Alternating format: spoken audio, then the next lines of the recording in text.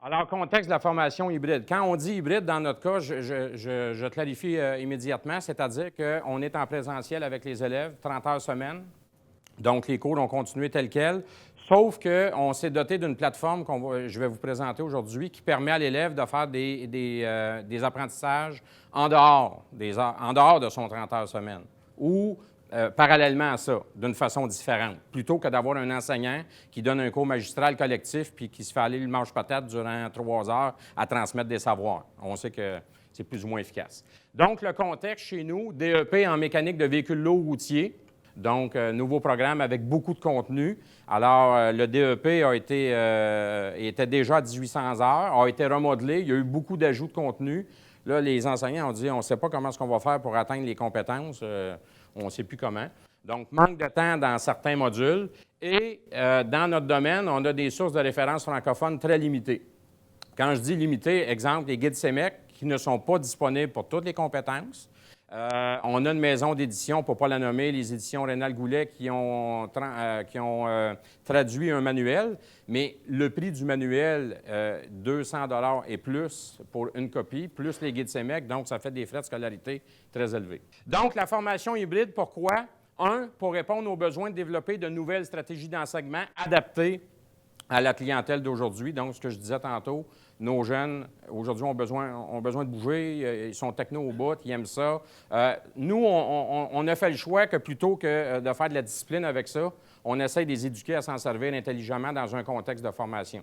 On leur dit, écoutez, c'est permis d'utiliser votre cellulaire, pas pour texter, pas pour aller voir tes courriels, c'est possible peut-être, par contre, pour un stage, mais pour aller sur des sites de constructeurs. Donc, ce qui vient libérer aussi la bande passante du réseau de l'école, parce que souvent, il y en a qui ont des forfaits 3G, etc. Donc, on leur permet d'utiliser ça. Favoriser l'implication et la motivation des élèves dans leur formation. Donc, on leur remet une partie du contrôle de leur formation avec l'outil qu'on emploie. Permettre en plus à des élèves d'apprendre un rythme différent dans un contexte de groupe collectif. Donc, c'est certain que l'enseignant va aborder des notions de classe théorique, savoir, des savoirs. Et là, l'élève, OK, je n'ai pas tout suivi, tout ça. Donc, ça lui permet, avec l'outil qu'on a, de revoir ou de faire d'une façon complètement différente de ce que l'enseignant a transmis en classe pour que l'élève puisse apprendre et vraiment intégrer le savoir pour ensuite l'appliquer en atelier. Ensuite de ça, libérer du temps de classe théorique et le réinvestir en pratique. Un petit peu le modèle de pédagogie inversée. Donc, c'est plutôt que de prendre du temps en classe théorique pour transmettre des savoirs. Donc, on a libéré du temps de cette façon-là pour être capable de mettre plus de temps en pratique, en résolution de problèmes ou en analyse de problèmes vraiment avec l'élève pour maximiser les apprentissages. Combler des retards d'apprentissage que je disais tantôt. Donc, certains élèves, dans un contexte magistral collectif, ils n'apprennent pas tout au même rythme. Donc, l'outil nous permet de dire à l'élève, bien, va refaire l'exercice ou je vais te demander de faire cet exercice-là, toi, supplémentaire. Et assurer un meilleur suivi au niveau des apprentissages. La plateforme qu'on utilise nous permet d'avoir un suivi complètement détaillé de chaque élève, le nombre de temps qu'il a passé là-dessus, le nombre de fois qu'il a essayé de répondre à une question, de faire une activité, etc. Et même de faire un retour avec l'élève. Puis l'élève aussi le voit, là. Il n'y a pas de cachette, l'élève, il sait à quoi ça correspond. Une partie de la solution pour la formation hybride, Electude. La plateforme que nous utilisons s'appelle Electude. C'est un produit qui vient de l'Allemagne, qui est complètement traduit en français dans un beau et bon français. Et puis, en Europe, cette plateforme-là est, si vous voulez, reconnue par les constructeurs tels que Renault, Fiat, pour la formation de leurs mécaniciens chez les concessionnaires. Donc, lorsqu'ils ont des formations, des nouveautés de produits, les mécaniciens déjà en emploi vont faire de la formation sur cette plateforme-là qui est reconnue par les constructeurs. Donc, beaucoup de ressources en français à peu de frais pour les élèves. Pour 4300 quelques modules, là, je suis un très bon vendeur pour la plateforme, mais pour 4300 quelques modules, quand je dis un module, là, c'est sur une notion X, ça coûte 110 $ pour l'élève pour 18 mois de formation. OK? Ça coûte presque rien comparativement à une Bible qu'on lui faisait acheter avant à 200 $ puis qu'il lisait très, très peu parce qu'ils ne lisent plus nos élèves, on ne se le cachera pas. L'élève est plus actif, donc il y a moins de lecture, vous allez voir, c'est interactif. Ça nous permet de faire un suivi personnalisé et de donner de la rétroaction fréquente à l'élève, ce qui est super important pour les apprentissages. Donc, l'élève, il sait instantanément si il y a OK ou pas, puis il peut continuer. Il peut faire le choix de continuer ou dire « Oh, là, j'arrête, puis je continue ». Et l'enseignant, lui aussi, peut consulter tout ça. L'accès mobile est sécurisé. Donc, ce que je disais tantôt, cette plateforme-là est accessible sur le net via un iPad, une tablette Android, un téléphone intelligent. Alors, les élèves, on est une option suprarégionale. On a des élèves qui viennent assez loin, là, dans le coin de la Chute, Lanaudière, Saint-Michel-des-Saints. Souvent, ils disent « J'ai peut-être pas la haute vitesse chez moi ». Bien, écoute, va au Tim Hortons, va au McDonald's. L'Internet est gratuit, tu vas pouvoir te brancher là. Ou bien même, en place à l'école, je disais tantôt, on est en présentiel. Il y a des fois, un enseignant va dire à l'élève, bien écoute, prends l'ordinateur dans l'atelier, prends-toi 30 minutes, puis va faire tel exercice là-dessus. Parce que là, je m'aperçois que ça te manque, puis tu n'as pas bien compris, donc je vais te demander de faire l'exercice. Flexibilité au niveau des horaires. Formation non linéaire. Donc, dépendamment de ce que l'enseignant rend disponible à l'élève, c'est l'enseignant qui décide du contenu qui est accessible à l'élève. Donc, exemple, dans un module de frein, il peut y aller très, très séquentiel, dire je vais débarrer tel module ou je vais lui rendre accessible tous les modules tout de suite, puis l'élève décidera, lui, de où il a le goût d'aller, puis comment le faire ou dans quelle séquence le faire. 15 à 25 du contenu théorique se fait avec Electude maintenant en devoir. Donc, quand on disait tantôt un petit peu différent des autres, parce qu'on est en présentiel, le cours se donne à 30 heures semaine, mais il y a 15 à 25 du contenu théorique maintenant qui, au lieu d'être transféré en classe avec un magistral collectif, on dit à l'élève, tu as ça à faire. Et ça, il faut que ça soit fait pour mardi prochain ou lundi prochain. Rendu là, on commence telle notion, puis ça, il faut que ça soit vu. Et c'est un site Internet personnalisé.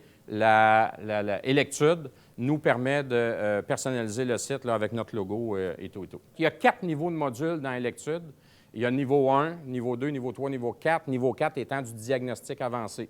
Donc, il y a même des fois que le niveau 4 surpasse les compétences du programme, donc on ne fait pas. Je vous conte une anecdote. On a un enseignant, un nouvel enseignant qui est embauché et qui devait donner un module assez spécialisé là, au niveau là, des appareils de diagnostic. Puis il dit, Hugo, j'ai jamais utilisé cet appareil-là. Il dit, y a-t-il un cours que je peux faire de ça? J'ai dit, va faire le cours sur Electude, un cours de niveau 4. Il dit, OK, je suis capable de donner le module. Parce que le modèle de Cioscope qui est employé dans Electude est le même qu'on avait au centre. Ça. Donc, vous voyez actuellement, on est sur la plateforme. Vous voyez les 4 niveaux de modules ici. C'est certain qu'actuellement, je suis branché comme enseignant.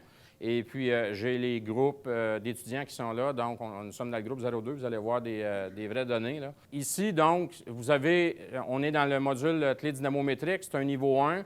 C'est un outil. Durée du module approximative, 24 minutes pour l'élève. C'est un module qui date de 2011 parce qu'il y a possibilité de développer nos propres modules aussi, qui est un petit peu plus complexe, mais il y a possibilité de le faire. Ici, au niveau des objectifs, donc au niveau de l'apprentissage des unités de force par rapport à l'athlète dynamométrique, ça représente 8 hein? En compréhension de l'athlète dynamométrique, 19 compréhension de la notion de couple, ce qui est majeur avec une clé dynamométrique, c'est 42 de ce module-là que ça représente. Clé dynamométrique comme telle, 31 Vous voyez que le site est personnalisé, là, c'est notre logo en haut. Donc, je démarre le module, et voilà. Donc, on est dans les savoirs peu. On demande à l'élève le Newton. Donc, l'élève a ça de lecture à faire. Vous voyez que ce n'est pas très complexe, c'est vraiment scindé, morcelé. Vous avez une barre de qu'est-ce qu'un Newton? Donc, l'élève doit répondre une unité de force, une unité de longueur, une unité de tension, donc une unité de force. Il clique, contrôle, OK, parfait, on continue. Donc, question 2. Il continue. Donc, ici, dans la première partie du module, on a 8 questions. La 8e étant, vous tirez sur une clé dynamométrique de 0,5 m avec une force de 30 newtons. Quel est le couple à l'extrémité? Donc, l'élève doit répondre. L'élève est autonome. Là. C'est un green, il a commencé, il lit ce qui est là, puis il fait étape par étape. Tout ça pour finir, parce que le temps nous presse, je m'en vais à la deuxième partie du module. Je m'en vais à la dernière activité. Ici. Donc, vous voyez, là, on dit une clé dynamométrique est utilisée pour serrer. Là, l'élève a fait toutes les étapes. Et là, on dit il s'agit de la dernière vis à serrer la vis à 80 Nm. Donc, l'élève doit prendre la clé dynamométrique, doit venir l'ajuster. Ensuite de ça, il doit tirer sur la clé. Il va entendre un clic, clic. Il revient là. Il faut qu'il la desserre pour ne pas la décalibrer. Et lorsque terminé, contrôle. Incorrect. Parce que là, je n'ai pas réglé, je n'ai pas mes yeux, alors je ne vois pas. Pour ceux qui ont déjà développé un peu des questionnaires, ça, c'est le bout qui n'est pas faisable pour un outil de questionnaire. OK. C'est le bout qui coûte cher à faire. Et ça, c'est un niveau 1. Vous devriez voir un niveau 4, là. Alors, un niveau 4, c'est le processus au complet de A à Z. On dit à l'élève, exemple, avec un multimètre, tu dois brancher ton multimètre. Donc, l'élève doit brancher ses fils, sélectionner la bonne échelle, aller se brancher au bon endroit sur le circuit, cliquer sur contrôle, etc., etc., prendre des mesures d'échelle, puis dire, OK, le circuit est bon, pas bon, etc., etc.